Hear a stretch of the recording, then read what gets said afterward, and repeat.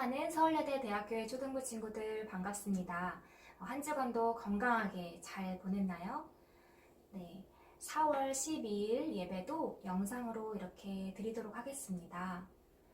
네, 우리가 지난주에 예수님이 예루살렘에 오셨어요 라는 주제로 말씀을 나눴는데요. 네, 이렇게 빈칸을 두고 예수님이 예루살렘에 오실 때 어떠한 모습으로 오셨는지 한번 생각해보고 댓글을 달아달라고 했었어요. 친구들이 예수님이 마음으로 오셨어요. 또 예수님이 하나님의 아들로 오셨어요 라는 댓글을 달아줬는데 전도사님이 굉장히 많은 감동을 받았습니다. 여러분들이 이번 주에도 말씀을 듣고 영상 밑에 댓글을 달아주면 좋을 것 같아요. 그래서 여러분들이 예배를 잘 드리고 있는지 또 잘 지내고 있는지 같이 소통하면 좋을 것 같아요. 아셨죠? 네. 오늘 말씀은 요한복음 11장 25절에서 26절의 말씀입니다. 여러분들이 성경책을 영상 앞으로 가져와서 같이 공독하도록 하겠습니다. 준비됐나요? 나는 부활이요 생명이다. 나를 믿는 사람은 설령 죽는다 해도 살 것이며 살아서 나를 믿는 사람은 그 누가 되었든지 결코 죽지 않을 것이다. 네가 이것을 믿느냐? 아멘. 말씀을 듣기 전에 우리 초등부 선생님이신 안정남 선생님께서 우리를 위해 그리고 우리가 드리는 영상 예배를 위해서 기도를 해주실 거예요. 영상을 보내주셨는데 잠깐 영상 보고 올게요. 사랑하는 우리 초등부 친구들, 선생님들 안녕하세요. 많이 보고 싶어요. 오늘 영상으로 예배드리는 우리 초등부 친구들, 선생님들 사랑하고 축복합니다. 예배를 위해 기도하겠습니다. 눈 감고. 우리를 너무나 사랑하시는 부활의 주님, 그동안 우리를 너무나 사랑해 주셔서 감사합니다. 그러나 지금 온 세계가 코로나19로 인해 큰 어려움에 처해 있습니다. 처음에는 이렇게 큰 문제가 되리라 생각하지 못해 기도하지 않았습니다. 금방 지나가리라 생각했는데 많은 사람들이 어려움에 처해 있습니다. 그동안 기도하지 못하고 하나님 앞에 잘못한 모든 우리의 죄를 용서해 주세요.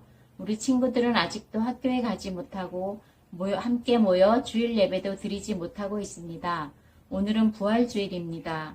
부활의 기쁨을 함께 모여 나누지는 못하지만 친구들, 선생님들 온 마음 다해 영상으로 예배를 드리오니 기쁘게 받아주세요. 코로나19로 인한 어려움도 속히 지나가게 해주세요. 우리를 구원하신 부활의 주님께 감사드리오며 예수님 이름으로 기도합니다. 아멘. 네, 오늘의 말씀 주제는 예수님이 십자가에서 죽으시고 부활하셨어요 라는 주제예요. 네, 예수님이 나귀를 타시고 예루살렘으로 이렇게 입성하실 때, 예루살렘으로 지나가실 때에 많은 사람들이 뭐라고 외쳤나요? 네, 맞아요. 호산나 호산나. 예수님 우리를 구원하여 주세요. 예수님 우리를 제발 살려주세요. 라고 하면서 기쁘게 예수님을 맞이할 때 호산나 호산나 외치지 않는 사람들이 있었어요. 그 사람들은 정말 예수님이 정말 왕이 된다면 많은 사람들이 자신들을 따르지 않을 거라는 그런 두려움에 휩싸이기 시작했어요. 그 사람들은 바로 율법학자들이었어요. 또 예수님께서 또 성전을 깨끗하게 하셨죠? 그 성전을 깨끗하게 하시고 그곳에서 하나님의 말씀을 많은 사람들 앞에서 선포할 때에 그 말씀을 들으려고 사람들이 많이 몰려들었어요. 그 모습을 굉장히 시기하고 질투하는 사람들이 있었어요. 그 사람들은 바로 종교 지도자들이었어요. 이렇게 대제사장들인 종교 지도자들과 율법학자들은 예수님을 감옥에 가두고 예수님을 죽이려고까지 했어요. 하지만 이 사람들은 자신들의 마음대로 그렇게 결정할 수가 없었어요. 왜냐하면 여러분들이 알다시피 당시에는 이스라엘이 로마의 지배를 받고 있었기 때문에 그러한 결정은 로마 군인들만 할 수 있었어요. 게다가 예수님께서 잘못된 일이나 나쁜 일을 해야 감옥에 가둘 수 있는 거잖아요. 근데 예수님은 아무 죄도 짓지 않으셨기 때문에 이 사람들이 예수님을 감옥에 가둘 방법을, 그 죄를 찾을래야 찾을 수가 없었어요. 하지만 이 사람들은 그럼에도 불구하고 나쁜 꾀를 생각해냅니다. 바로 누가복음 22장에 나와 있는 말씀인데요. 네가 바로 하나님의 아들 그리스도냐? 라고 물어요. 그러자 예수님께서 그렇다 라고 말씀하십니다. 여러분, 예수님이 하나님의 아들인가요? 네, 여러분들이 댓글로 달아줬듯이 예수님은 하나님의 아들로서 베들레헴 마구간에 태어나셨어요. 그 베들레헴 마구간에 태어났을 때 천사들이 지어준 이름이 바로 그리스도예요.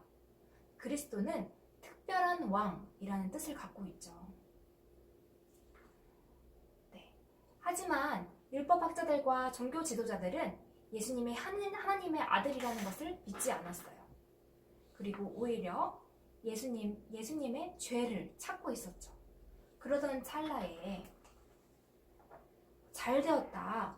마치 이스라엘 스스로를 이스라엘 왕이라고 거짓 행동하는 것은 죄 중에서도 가장 큰 죄다 라고 판단하고 우리에게 무슨 증거가 더 필요한가? 우리가 직접 예수님의 입에서 나오는 소리를 들었다 라고 하면서 예수님이 거짓 증언하고 있다고, 거짓 행동하고 있다고 생각했어요.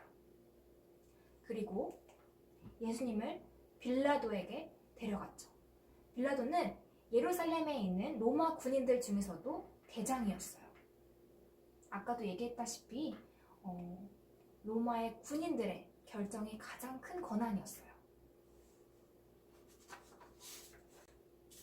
빌라도가 또 물어요. 당신이 이스라엘의 왕이요? 라고 묻습니다. 예수님은 아무 죄도 짓지 않고 종교 지도자들과 율법학자들에게 끌려왔지만 어떠한 변명도 하지 않으셨고 어떠한 말도 하지 않으셨어요. 그것을 굉장히 빌라도는 이상하게 생각했어요. 하지만 해마다 6월절이 되면 빌라도는 백성들이 원하는 그런 죄수 한 명을 풀어주곤 했었는데 당시 감옥에는 바라바라는 아주 못된 죄인이 있었어요. 빌라도는 사람들에게 물었죠. 누구를 풀어주면 좋겠느냐? 하자 사람들이 대답합니다. 바라바요, 바라바요. 그러자 그러면 예수는 어떻게 하길 원하느냐? 라고 물으니까 사람들이 뭐라고 대답했죠? 네, 예수는 십자가에 매달아 죽이시오 라고 대답을 합니다. 빌라도는 예수님이 죄를 짓지 않았다는 걸 알고 있었어요. 하지만 사람들이 원했기 때문에 또 군중들을 만족시키기 위해서 또 사람들의 인기를 얻고자 자신의 이익을 찾으려고 했던 탐욕스러운 그런 통치자였죠.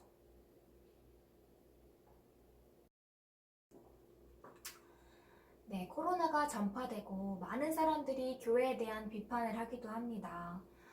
사람들이 모여서 예배드리는 것 때문에 코로나가 더 빨리 확산됐다 등등의 그런 오해들을 많이 하게 되죠. 그래서 교회를 비난하고 또 예수님을 오해하고 또 말씀을 잘못 해석해서 또 신천지와 같은 이단들이 많이 생겨나게 됐어요. 이런 안타까운 상황 속에서 이런 시대 가운데 그런가 보다 그럴 수 있겠다라고 나몰라라 한다면 무엇이 옳고 그른지를 잘 판단하지 못하는 빌라도와 같다고 생각해요.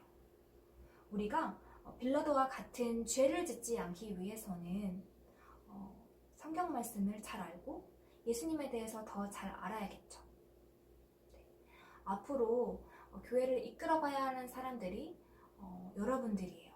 그래서 전도사님이 여러분들 한 명 한 명을 볼 때 얼마나 귀하게 생각하는지 몰라요. 여러분들이 예수님을 바로 잘 알려면 무엇이 옳고 그른지를 잘 판단하려면 성경 말씀을 잘 듣고 또 예수님을 더욱 사랑하는 우리 초등부 되기를 기도합니다.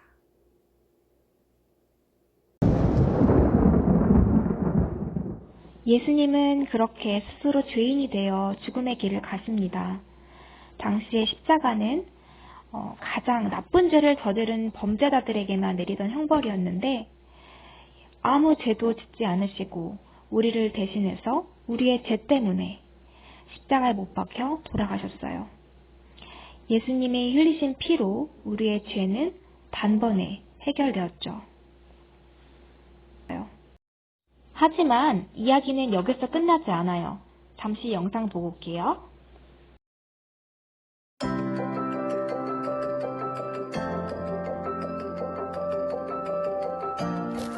예수님이 돌아가신 지 3일째 되는 날, 막달라 마리아가 예수님의 무덤을 찾아갔어요.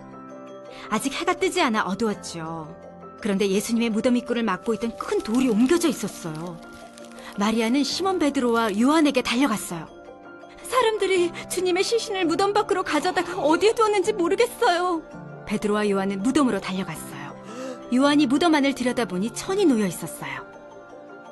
뒤따라온 베드로가 무덤 안으로 들어가 보니 천이 놓여 있고 예수님의 머리를 감쌌던 수건은 개켜져 있었어요. 요한은 예수님이 살아나셨다는 사실을 믿었어요. 베드로와 요한은 집으로 돌아갔어요.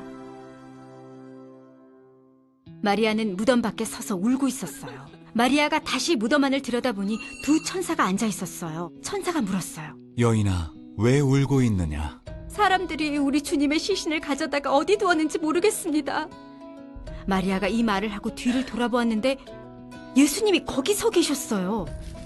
하지만 마리아는 예수님을 알아보지 못했어요. 예수님이 말씀하셨어요. 여인아, 왜 울고 있느냐? 누구를 찾고 있느냐? 마리아는 예수님이 동산직이라고 생각했어요.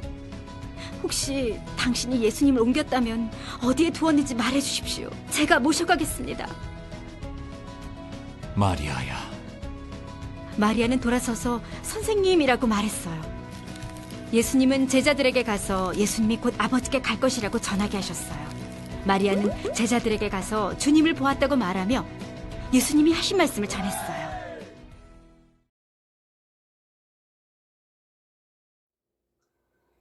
마리아가 무덤 밖에서 슬피 울고 있다가 다시 무덤 안을 들여다봤을 때 두 천사가 있었어요. 그리고 그 두 천사 곁에는 예수님이 계셨어요.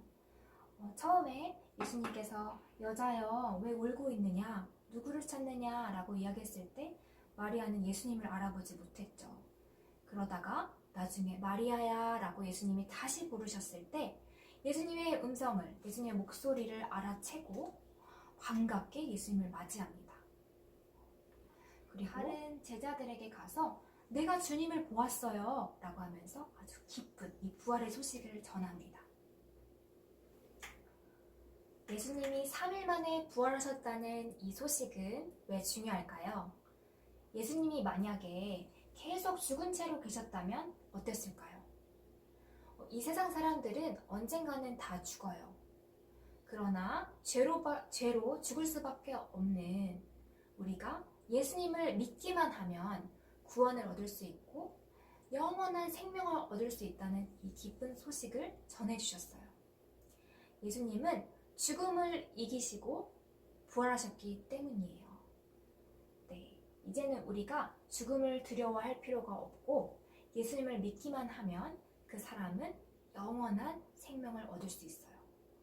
네, 이렇게 기쁜 소식을 우리만 간직해야 할까요? 네, 여러분 좋은 정보가 있거나 너무너무 재밌는 영상 이런 게 있으면 어때요? 다 공유를 하죠. 네, 문자를 보내든 또 페이스북에 올리든 또 틱톡으로 보내든 여러분들이 공유하듯이 이 부활의 기쁜 소식을 세상에 알리고 우리 이웃들, 가족들, 친구들에게 알리는 여러분들이 되셨으면 좋겠어요. 그래서 여러분들이 부활하신 주님이라는 메시지와 또 간식을 받았을 거예요.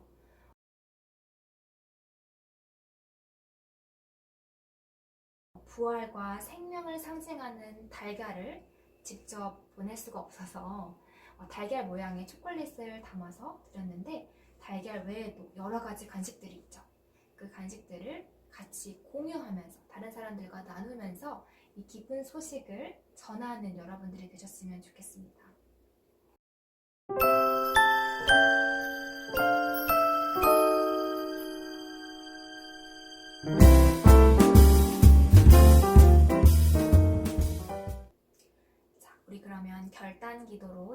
마치도록 할 텐데요. 결단기도 같이 드리겠습니다. 사랑의 하나님, 하나님의 아들 예수님을 약속의 말씀대로 이 땅에 보내주셨고, 예수님은 아무 죄를 짓지 않으셨지만 우리를 대신하여 십자가에 달려 죽으셨어요. 우리는 죄인이에요. 죄 때문에 죽을 수밖에 없었던 우리에게 예수님을 믿기만 하면 영원한 생명을 주신다는 기쁜 소식을 주셔서 감사해요. 이 기쁜 소식을 소중한 사람들에게 전할 수 있도록 인도해 주세요. 예수님의 이름으로 기도합니다. 아멘.